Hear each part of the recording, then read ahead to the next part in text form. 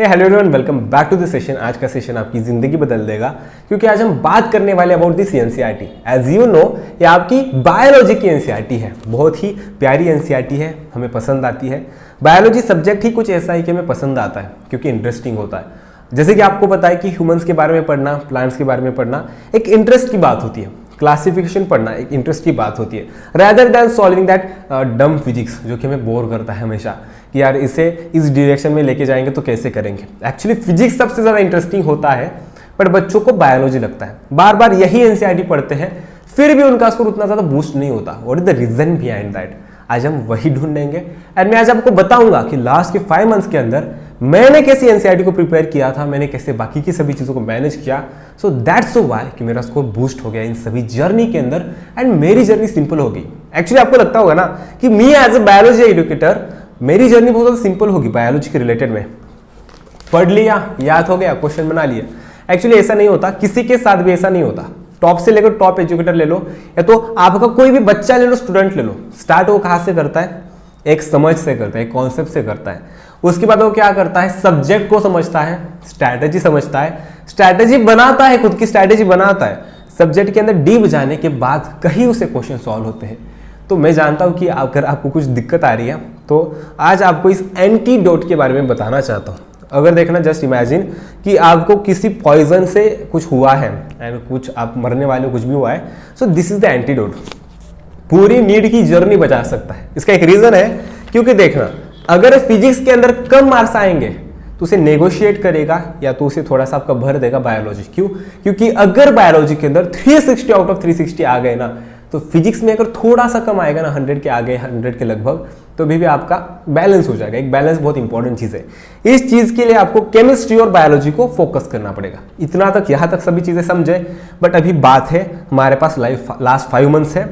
यहाँ पर कुछ बच्चे हो सकते हैं जो कि बोर्ड्स के लिए प्रिपेयर करना चाहते हैं, जो कि बोर्ड्स के लिए प्रिपेयर कर रहे हैं। तो उन बच्चों के लिए थोड़ी सी ज़्यादा दिक्कत होगी कि how to prepare NCERT in a proper way that we can solve both the question papers as well as आप कह सकते हो कि बाकी की सभी चीज़ें हम कैसे मैनेज करें। एंड ड्रॉपर्स के लिए एक चीज़ है, ड्रॉपर्स ने सब कुछ पढ़ के रखा है, वो एक क्वेश्चन की प्रैक्टिसिंग है, but still they are scoring less marks. तो इसके पीछे कुछ रीजन है, मैं आपको एक चीज़ बताना चाहता हूँ। एक पहला रीजन हो सकता है कि आपकी कॉन्सेप्ट गलत है। कॉन्सेप्ट कैसी गलत हो सकती है? आपने क्लासिफिकेशन पढ़ के रखा है। एनिमल किंगडम कितने लोगों ने पढ़ा है? जल्दी से कमेंट के अंदर बता दो, एनिमल किंगडम कितने लोगों का परफेक्ट है। बट मुझे एक चीज बताओ कि आपने कभी एनिमल किंगडम को इवोल्यूशन के साथ रिलेट किया है क्या? मैं जानता हूं मोस्ट ऑफ द बच्चों ने नहीं किया होगा, क्योंकि when I was studying in the 11th class मैंने भी नहीं किया था। बट जब मुझे पता चली कि what is the importance of concept, then I thought कि यार मुझे कॉन्सेप्चुअल पढ़ना चाहिए। तो ये चीज बहुत ही ज्यादा इंपॉर्टेंट है कि आप एनिमल किंगडम को पोरीफेरा, सिलेंट्रेटा, निडारिया, इस डायरेक्शन में सेल्यूलर लेवल, टिश्यू ऑर्गेनाइजेशन, उसके बाद ऑर्गन लेवल, ऑर्गन ऑर्गेनाइजेशन मतलब क्या, ऑर्गन सिस्टम, ये सभी चीजों से पढ़ो यार, तब जाके चीज आएगी। तो फर्स्ट थिंग हो सकती है कि आपकी कॉन्सेप्ट वीक है एक्चुअली। सेकेंड थिंग है लैक ऑफ क्वेश्चन प्रैक्टिसिंग। किसी भी चीज को पढ़ लो, कितना भी पढ़ लो, इस एनसीईआरटी को मैं 50 टाइम्स रीड करूंगा, 50 बार, ठीक है, 50 तोला 50 बार। बट स्टिल अगर मैं इसके क्वेश्चन प्रैक्टिस नहीं करूंगा तो मैं फिर भी कम स्कोर करने वाला हूं। Me as a biology educator too, मेरे पास इतना एक्सपीरियंस है 2-2.5 साल का। स्टिल अगर मैं इसके क्वेश्चन प्रैक्टिसिंग नहीं करूंगा बार बार, अगर मेरे ब्रेन को ट्रेन नहीं करूंगा क्वेश्चन सॉल्व करने के लिए, देन मैं भी नहीं कर सकता। तो आप कैसे कर पाओगे? सेकेंड चीज है क्वेश्चन प्रैक्टिसिंग। अब हम थर्ड चीज के ऊपर जाते हैं, जो कि मुझे लगता है कि बहुत मायने रख सकती है एक सिचुएशन पर। क्या आप कहाँ के क्वेश्चन सॉल्व कर रहे हो? कहाँ के क्वेश्चन सॉल्व कर रहे हो? पढ़ते हो एनसीईआरटी, क्वेश्चन सॉल्व करते हो आउट ऑफ एनसीईआरटी, एंड उस आउट ऑफ एनसीईआरटी के क्वेश्चंस के लिए आप फिर से जाके मॉड्यूल्स को उठाते हो। इसका मॉड्यूल उठा लिया, उसका उठा लिया, आप जानते हो किसके होते हैं, ठीक है, जो कि आउट ऑफ एनसीईआरटी होते हैं। मैं अभी नाम नहीं ले सकता। स्टिल ऐसी गलतियां आप करते हो, मैं जानता हूं। एंड इन गलतियों की वजह से जहां पर बायोलॉजी बूस्ट होना चाहिए था, वहीं पर आपको एक डिक्लाइन दिखाई देगा। क्यों? Normally at the starting you are scoring 200 marks, but फिर बाद में आपको क्या हुआ? एक होता है ना वो कि मुझे आउट ऑफ एनसीईआरटी करना चाहिए, क्वेश्चन सॉल्व करने चाहिए। उसका रीजन है कि आपके टेस्ट के अंदर 3-4 क्वेश्चन आउट ऑफ एनसीईआरटी थे, या तो डिपेंडिंग अपॉन द टेस्ट ज्यादा भी हो सकते हैं। तो 3-4 क्वेश्चन के पीछे दौड़ने के लिए मेरे दोस्तों आप क्या करोगे? आउट ऑफ एनसीईआरटी का स्टफ रीड करोगे, excuse me, out of NCERT पढ़ोगे। वो चीज 100% बंद करनी पड़ेगी। क्यों? क्योंकि देखना, अगर जस्ट सपोज आपके 100 क्वेश्चन में से 10 क्वेश्चन आउट ऑफ एनसीईआरटी आते हैं, just let them go, skip it या स्किप कर दो, क्योंकि वो आपके लिए बने ही नहीं है। वो उन बच्चों के लिए बने हैं जिन बच्चों की प्रैक्टिसिंग हो चुकी है, ये एनसीईआरटी आती है एंड जिनका स्कोर 340 के अबव है बायोलॉजी के अंदर। तो बच्चे क्या करेंगे, सोचो, एनसीईआरटी पढ़ के रखी है, क्वेश्चन की प्रैक्टिसिंग होकर रखी है, तो अभी क्या करेंगे, ऑब्वियसली आउट ऑफ एनसीईआरटी का स्टेप देखेंगे, क्योंकि उनके पास जितना ज़्यादा नॉलेज आएगा उतनी ज़्यादा उनकी एक आइडिया बनेगी, नॉलेज का पुल बढ़ेगा। तो उन बच्चों के लिए, आपके लिए नहीं है मेरे दोस्तों। तो अभी फाइनल मोमेंट पर आते हैं, how to boost your score from 0 to 200, 0 to 200 यहाँ तक ही सफर हो सकता है, उसके आगे आपको ज़्यादा मेहनत करनी पड़ेगी।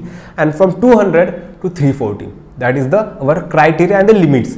जीरोस कर रहे हो तो 200 के पास आप जा सकते हो स्ट्रिक के थ्रू, एंड 200 के आगे जाने के लिए you have to study, you have to hard work, you have to, क्या बोला मैंने, ठीक है, आपको बहुत ज़्यादा मेहनत करनी चाहिए, उसका मीनिंग यही था मेरे दोस्तों। तो मेहनत करने के लिए अगर आप तैयार हो तो हो सकता है, पर उन बच्चों के लिए क्या, जिनका स्कोर 200 पर स्टक है, पहली चीज़ क्वेश्चन प्रैक्टिसिंग बढ़ा लो। क्वेश्चन प्रैक्टिसिंग कैसे बढ़ाते हैं? सबसे पहली चीज़ PYQs देख लो। अगर आप सॉल्व करो प्लांट किंगडम तो दिखता सिंपल है यार, बट एक चीज़ बता दो, बहुत कॉम्प्लेक्स है, उसका एक रीज़न है। और इज ब्रायोफाइट्स, पता है ना, ब्रायोफाइट्स लाइफ साइकिल पर कहीं पर से भी क्वेश्चन आ सकता है, कहीं पर से भी, वहां पर आपको एग्जाम्पल्स पूछे जा सकते हैं। एग्जाम्पल्स दिक्कत दे सकते हैं मेरे दोस्तों। Difference between bryophytes, pteridophytes, algae and many multiple things दिक्कत दे सकती है। आपके morphology in the flowering plants, as you all know, morphology बहुत ही ज्यादा सिंपल टॉपिक है, बहुत ज्यादा सिंपल टॉपिक है, yes, but still lack of revision यहाँ पर आपको नीचे डुबा सकता है। तो एक चीज़ देखना, आपको एक तो क्वेश्चन की प्रैक्टिसिंग बहुत अच्छे से करनी PYQ से, एंड फिर बाद में आगे बढ़ना है। तो यहाँ तक भैया आपने बता दिया क्वेश्चन के बारे में, हमने क्वेश्चन का सभी चीज़ें कवर कर लिए।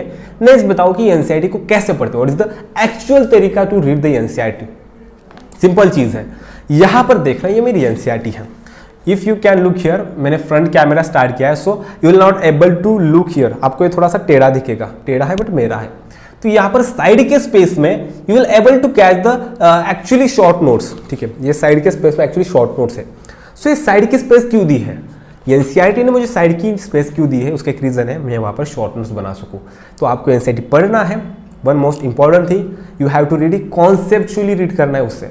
अगर कॉन्सेप्ट समझने में दिक्कत आ रही है, then you must follow me, क्योंकि मेरी क्लासेस 100% एनसीईआरटी बेस्ड होती है, उसी के साथ कॉन्सेप्चुअल होती है। सो आपको क्या करना है मेरे दोस्तों, बहुत ही सिंपल सी प्यारी सी चीज़ है, यस, दिस इज द चीज़। इस एनसीईआरटी को कॉन्सेप्चुअली समझना है और आगे बढ़ना है। वहाँ पर शॉर्ट नोट्स बनाने हैं अपनी एनसीईआरटी में, एंड उसी के साथ हाथ बा हाथ, मतलब क्या होता है हमारे मराठी में बोलते हैं उसे कि लगे हाथ, साइड बाय साइड, हाँ साइड बाय साइड उसे कहते हैं एक्चुअली, ठीक है, इंग्लिश में। अपने को शॉर्ट नोट्स बनाने हैं, as like just imagine if you are reading morphology in the flowering plants, you must take short notes. आपको शॉर्ट नोट्स लेने चाहिए। What are the tap roots, कौन से आपके प्लांट्स के अंदर टैप रूट्स प्रेजेंट हो सकते हैं, ये सभी चीज आपको लिख लेनी है। फैमिली में कौन कौन आता है, फैबेसी, सोलैंसी, लिविएसी, क्यों उसमें यही एनिमल्स को, सॉरी, क्यों इसमें वही प्लांट्स को डाला हमने। तो ये चीजें जब तक पता नहीं चलेगी तब तक आपका हो नहीं पाएगा कुछ भी। And the last and most important thing is the revision. Revision करते समय हर बार इस एनसीईआरटी को उठा के हर एक टॉपिक को 3-4 घंटे पढ़ने में कोई भी मजा नहीं है, ठीक है। लिविंग वर्ड उठा रहे हो, रिवाइज करते समय में उतना समय लग रहा है। जब आपने पहली बार लिविंग वर्ड को पढ़ा था, आई नो उस समय 3-4 घंटे लगे होंगे, बट अभी भी फिर भी 2-3 घंटे लग रहे तो कैसे चलेगा मेरे दोस्त, हमारे पास उतना समय ही नहीं है। तो आपके पास शॉर्ट नोट्स होनी चाहिए, एक स्ट्रैटेजी होनी चाहिए, क्वेश्चन की प्रैक्टिसिंग रेगुलर होनी चाहिए। एंड एक दिन होएगा, एक दिन आएगा जहां पर सब क्वेश्चन लगा के हो चुके हैं। अभी मैं क्या लगाऊं भैया, फिर से वही क्वेश्चन लगा, फिर से वही क्वेश्चन लगा, different type of the test solve कर, एनसीईआरटी बेस्ट क्वेश्चन्स को सॉल्व कर। एंड एनसीईआरटी बेस्ट की जो इंपॉर्टेंट टेस्ट होती है वो तुझे मिलेगी मेरी क्लासेस में। अनअकैडमी की स्पेशल क्लासेस हमारी होती है, अनअकैडमी को डाउनलोड कर लो, you just have to download the Unacademy app. वहां पर आपको कोड यूज करना है VD10, V Vaibhav Deshmukh and the 10। क्यों 10 का एक रीजन होता है, अगर आप कोई सब्सक्रिप्शन लेने वाले हो, अगर आप कोई सब्सक्रिप्शन लेना चाहते हो तो आपको 10% डिस्काउंट मिलता है मेरे कोड की वजह से। एंड अगर कुछ एडिशनल बेनिफिट्स है तो वो भी मिल जाते हैं, तो आपको उसे अप्लाई करना है। आपको मेरे स्पेशल क्लासेस फ्री में मिलेंगे, फ्री में मिलने वाले हैं मेरे दोस्तों। तो वहां पर जाना है, लाइव क्वेश्चन की प्रैक्टिसिंग करनी है। We are going to solve daily minimum amount of 100 questions, 200 तो पकड़ ही लो। तो देख लो कि 5 मंथ्स के अंदर कितने होते हैं। हर एक महीने के अंदर, ऐसे दिन ही पकड़ लो, आपके पास 130 डेज है। अगर हम दिन के 100 भी क्वेश्चन पकड़ लेंगे तो कितना हो जाता है, बट मैं 100 से ज़्यादा ही लूँगा, क्योंकि मैं जानता हूँ खुद को। मैं आपको चैप्टर वाइज टेस्ट लूँगा, यूनिट वाइज लूँगा, फुल सिलेबस लूँगा, 11th की अलग, 12th की अलग, सब कुछ मिल जाएगा। बस एक चीज़ है आपको करना है।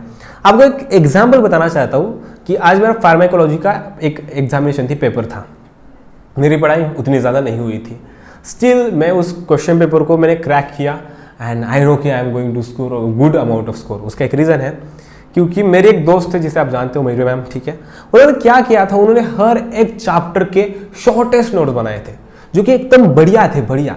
मैंने बस क्या किया 3-4 घंटे बैठा एक जगह पर, एकदम फुल्ली कॉन्सेंट्रेटेड, एंड उसे पढ़ा। ठीक है ऐसा होता है, ऐसा होता है, समझा पढ़ा एंड मैंने बस 3 से लेकर 4 घंटे के बीच में उस पेपर को क्रैक किया। मयूरी मैम ने कितनी मेहनत की थी, 4 मंथ्स। मैंने कितने घंटे में किया, 4 घंटे में किया। डिफरेंस देख रहे हो, इंटू 10 मल्टीपल उतना आता है। वही डिफरेंस अगर आपको बनाना है, if you want to make that difference, then you must have to take hard work. And अगर आपको हार्ड वर्क नहीं लेता तो मैं आपके लिए कर दूंगा, just you have to follow me. ऐसी चीज़ें आपको करनी है। अगर ऐसे करोगे तो आपका स्कोर बूस्ट होने के चांसेस बढ़ जाएंगे। स्टिल एक चीज़ मिसिंग है जो कि सबसे इंपॉर्टेंट है, उसके बाद ये वीडियो खत्म हो जाएगा। आई नो कि वीडियो बड़ा होता जा रहा है एंड सेशन इतना ज़्यादा बड़ा नहीं होना चाहिए। Last but the most important thing what I feel, कि जब भी आप कोई टेस्ट सीरीज देते हो तो उससे अगर रिसॉल्व नहीं करोगे तो आपकी मिस्टेक्स हमेशा मिस्टेक्स ही बनती जाएगी। The 3 mistakes of my life, and ये चीज़ हमें नहीं करनी है। हमें हमारी मिस्टेक्स को सुधारना है। हम हमारी मिस्टेक्स को कैसे सुधार सकते हैं, रिसॉल्विंग करके। जब भी आप कोई क्वेश्चन पेपर सॉल्व करो, please try to resolve it, please try to analyse it कि मैंने क्या गलती की थी। हाँ ठीक है यार, यस ह्यूमन का दिल था, ऐसा था वैसा था, यस नोड यहाँ पर था, मायोकार्डियम था, ईसीजी का इलेक्ट्रोकार्डियोग्राम था।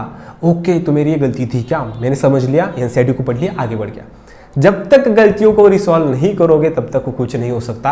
एंड अगर ये सभी चीजें फॉलो करोगे तो मैं गारंटी देता हूँ 340 के आप 360 आराम से सॉल्व करोगे। सो अगर करना चाहते हो तो इस चैनल को सब्सक्राइब भी कर लो, क्योंकि रेगुलर अपडेट्स आपको मिलते जाएंगे। Please do like this video, also don't forget to share with your friends and please consider subscribe to this channel because we worth it. And आपको भी हम करके दिखाना चाहते हो कुछ तो आपके लिए। तो जल्द ही मिलते हैं नए सेशन के साथ, तब तक शुक्रिया, बाय बाय, टेक केयर। पढ़ाई करते रहना। अगर कुछ डाउट है then comment section is always open for you. Bye bye.